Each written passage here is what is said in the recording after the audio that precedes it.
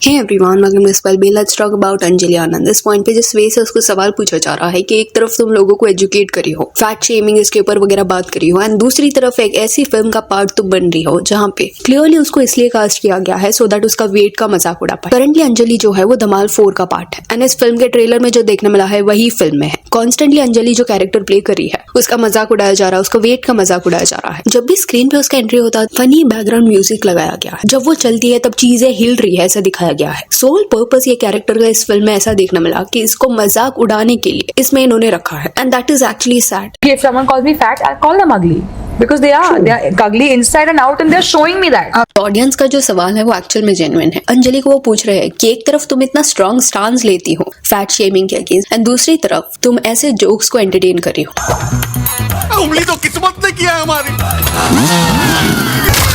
चक गया ये। बचाओ। अरे हम है ना जी। अरे तुम इससे तो बचना है। अभी अंजलि आनंद जो है वो 34 इयर्स ओल्ड है। ओवर द इयर्स उसने कुछ फिल्में की है, देन टीवी सीरियल भी किया है। वो पारो का कैरेक्टर प्ले करी है। अंजलि के इंटरव्यूज आप देखना, आप उससे इंप्रेस हो जाएंगे। जिस वे से वो बात करती है, अपना पॉइंट पुट फोर्थ करती है, उसको आप देखना कॉन्फिडेंस ही देखने मिलेगा आपको। एंड जो चीज हमने पास्ट में भी डिस्कस किया है कि फैट, थिन, वाइट, ब्लैक, ये इंसल्टिंग वर्ड्स नहीं है डायरेक्टली, इसको इस वे से सोसाइटी यूज करती है जिस वजह से ये इंसल्टिंग लगते हैं। एंड वही चीज अंजलि भी अपने इंटरव्यू में कन्वे करती हुई दिखाई दी। जब इंटरव्यूअर ने ये बोला कि वो बचपन में प्लम चाइल्ड था, उस पॉइंट पे अंजलि ने डायरेक्ट बोला कि फैट वर्ड यूज करो। फैट को हमेशा ऐसा मत देखो कि मजाक उड़ाने के इंटेंशन से इस वर्ड को यूज किया जाता है, दैट इज रॉन्ग। एंड जो वो मैसेज कन्वे करना चाहती थी that was actually very strong कि अगर अंजलि जो इंटरव्यू ले रहा था वही लोग ऐसे वर्ड्स को यूज करने से हेजिटेट करेंगे या इसको इंसल्ट की तरह लेंगे तो चेंज कैसे आएगा। उसके अलावा अंजलि ने यह भी बोला कि उसने बुलिंग फेस नहीं किया है, रीजन बीइंग वो हमेशा एक ऐसी पर्सन रही है जिसने रिटर्न में जवाब दिया है अगर किसने उसको इंसल्ट करने का ट्राई किया है। इन केस कोई उसको फैट बोलता है तो वो भी रिटर्न में उनको अगली बोलती थी। उसका ये कहना था कि सबके अपीयरेंस में कोई ना कोई फ्लॉ रहता है, तो अगर कोई उसको अटैक करेगा वो रिटर्न में जवाब देगी। एंड देन उसको इस इंटरव्यू में ये भी पूछा गया कि अगर इतना स्ट्रॉन्ग स्टांस वो ले रही है तो ऐसी फिल्म का पार्ट वो क्यों बन रही है जहाँ पे 20 लोगों का मजाक उड़ाया जा रहा है। तो इस सवाल का जवाब देते हुए अंजलि ने एक ब्यूटीफुल एक्सप्लेनेशन दिया। उसका ये कहना था कि सोसाइटी का माइंडसेट ऐसा है, आज भी लोग मजाक उड़ाते हैं, मोटी ये वर्ड को यूज करते हैं सामने वाले का मजाक उड़ाने का। एंड वो ये फैक्ट को समझती है कि जो कास्टिंग के लोग हैं वो उसको इस पॉइंट पे प्रायोरिटी नहीं देंगे ऐसे रोल्स के लिए जिसमें वो फिट नहीं बैठती। And then she even said कि ऑडियंस अगर देखना चाहेगी तो डायरेक्टर्स वगैरह ऐसे रोल्स लिखेंगे, बट इस पॉइंट पे इंडस्ट्री में इतने रोल्स नहीं है अवेलेबल जिसके लिए उसको सिलेक्ट किया जाए। तो अगर इंडस्ट्री में डिमांड है एक फैट पर्सन का कोई भी फिल्म के लिए क्यों ना हो एंड उसमें अगर वो फिट बैठ रही है तो वो उसमें काम करेगी सो दैट उसको और भी बड़े बड़े प्रोजेक्ट्स मिले एंड एक पॉइंट पे वो इतनी सक्सेसफुल हो जाए कि जब वो सक्सेसफुल होगी तब लोग उसके लिए रोल लिखेंगे एंड उसकी बातें सुनेंगे।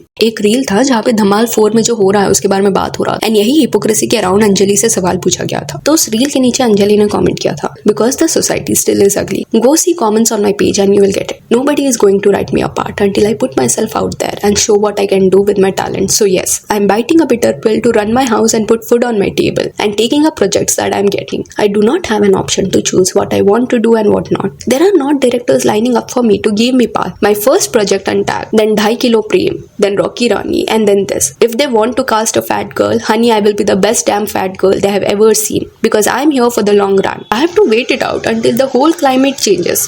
It is a revolution and it will take time and I have the balls to wait it out until then. A serial killer playing a part in a film does not mean he supports killing people. In 2017 से अंजलि जो है वो इस industry में है। अभी almost उसको 9 years हो गए इंडस्ट्री में, फिर भी इतना ज्यादा फिल्म उसको नहीं मिला है। उसको ये इंडस्ट्री में सर्वाइव करने के लिए TV industry then film industry दोनों के बीच में जगल भी करना पड़ा। एंड रॉकी रानी के बाद शायद लोगों ने उसको नोटिस करना शुरू किया। तो सोचो 9 इयर्स में गिने चुने रोल्स उसको मिले हैं, तो अगर इन रोल्स को भी वो मना करती है तो वो इस इंडस्ट्री में रहेगी कैसी। अभी यहाँ पे अगर कुछ लोग ये सवाल पूछेंगे कि सेम चीज अनन्या, आलिया, इब्राहिम या रणबीर कपूर करते तो लोग उनको बेनिफिट ऑफ द डाउट नहीं देते। तो यू हैव टू अंडरस्टैंड कि वो लोग प्रिविलेज से आते हैं, उनके पास प्रिविलेज है ना बोलने का। स्टिल अगर वो वियर्ड कैरेक्टर्स पिकअप कर रहे हैं तो ऑब्वियस सी चीज है कि ऑडियंस जो है वो उस चीज को हाईलाइट करेगी। अंजलि के पास वो प्रिविलेज नहीं है, तो डिफरेंस समझो। जब रिच नेपो किड्स जिनके पास इतना ज्यादा बैकिंग है वो इंडस्ट्री में सर्टन ऐसे शेडी रोल्स करते हैं एंड फिल्म रिलीज होने के बाद जब फिल्म को प्यार नहीं मिलता तब ये पीआर चलाते हैं कि अरे मुझे तो ये रोल नहीं करना था, ऐसे एक्ट नहीं करना था, डायरेक्टर का प्रेशर था, इस वजह से आई डिड दिस। तो ऑब्वियसली लोग सवाल पूछेंगे कि तुम इतने रिच हो, इतने इन्फ्लुएंशियल फैमिली से आती हो, ऐसी चीप कहानियों को हाँ नहीं बोलना है तो मना कर दो। जिस फिल्म में कुछ सब्सटेंस ही नहीं है वैसे स्क्रिप्ट को तुम हाँ ही क्यों बोल रहे हो? ऑडियंस के रिएक्शन के बेसिस पे तुम अपना स्टांस स्विच करोगे तो क्लियरली ऑडियंस को वो दिखेगा वो स्टूपिड नहीं है। बट अंजलि के केस में वो प्रिविलेज उसके पास नहीं है कि उसके पास 10 ऑप्शन है, उसके पास कोई इंडस्ट्री बैकिंग है कि वो पिक एंड चूज कर सकती है। हाँ, कल जाके अंजलि जो है वो ए लिस्टर बन गई, उसके पास भी पावर आ गया, एंड उस पॉइंट पे भी अगर वो कॉन्स्टेंटली ऐसे ही रोल्स को कंटिन्यू करती है देन ऑब्वियसली लोग सवाल पूछेंगे। बट अभी वो बेनिफिट ऑफ द डाउट लोग उसको देंगे। रीजन बीइंग अभी अगर वो सारी फिल्मों को ना बोलती है तो कभी स्क्रीन पे देखने नहीं मिलेगी। एंड आपको लगता है अगर वो धमाल 4 का पार्ट नहीं रहते तो इस पॉइंट पे सब उसका इंटरव्यूज लेते।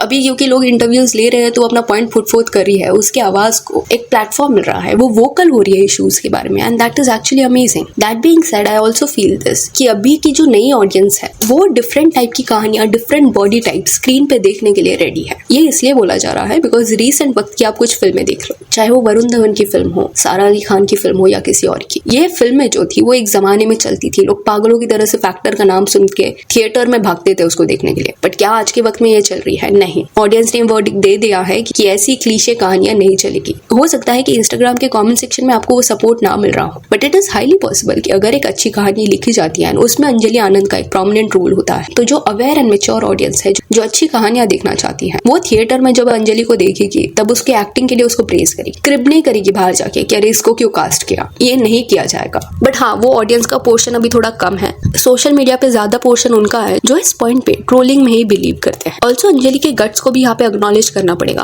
वो अगर चाहती तो थोड़ा शुगर कोट चीजों को कर सकती थी कि नहीं वो कैरेक्टर का नीड था, इस वजह से राइटर्स ने ऐसा लिखा दिस एंड दैट। बट नहीं, डायरेक्टली उसने एक्सेप्ट कर लिया कि जो पारो के अराउंड मजाक उड़ाया जा रहा है that is not correct. But ये फिल्म में दिखाया जा रहा है, उस चीज को उसने डिनाई नहीं किया, एक्सेप्ट किया। कुछ डायरेक्टर्स के बिहाफ पे वो एक्सक्यूजेस नहीं दे रही थी, गलत को वो गलत बोल रही थी, एंड ये एक्चुअल में बहुत ज्यादा इंप्रेसिव है। काफी साल पहले जब दम लगा के हाइशा ये फिल्म आई थी उस पॉइंट पे भूमि पेडनेकर ने भी ट्राई किया था अवेयरनेस फैलाने का। अपीयरेंस मैटर नहीं करता, इनर ब्यूटी मैटर करती है, ये सब बोला गया था। बट सैडली भूमि के केस में लोग लेट डाउन हुए थे। Reason being it felt as if कि ये जो टॉपिक था उसको जस्ट यूज किया गया था खुद के बेनिफिट के लिए सो दैट वो फिल्म को सेल कर पाए। जैसे ही फिल्म रिलीज हो गई, हिट हो गई, लोगों का प्यार मिला, भूमि ने खुद को ट्रांसफॉर्म किया, विच इज गुड। चलो उसका बॉडी है, उसका चॉइस है, एंड कमर्शियल फिल्मों का पार्ट उसे बनना था तो वो बनी। बट बिफोर एंड आफ्टर में जो डिफरेंस इस पॉइंट पे देखने मिल रहा है वो सिर्फ डाइट का डिफरेंस नहीं है, वो clearly extreme cosmetic enhancement use करके हुआ है, ये देखने मिल रहा है। तो जब आप ऐसे इंपॉर्टेंट टॉपिक्स के बारे में बात करते हो एंड कट टू एक्शंस जब उसके कंप्लीटली अपोजिट रहता है तो ऑडियंस का सवाल करना भी गलत नहीं है कि क्या ये सब फिर आप बोलने के लिए बोल रहे थे। डिसअपॉइंट वो होंगे।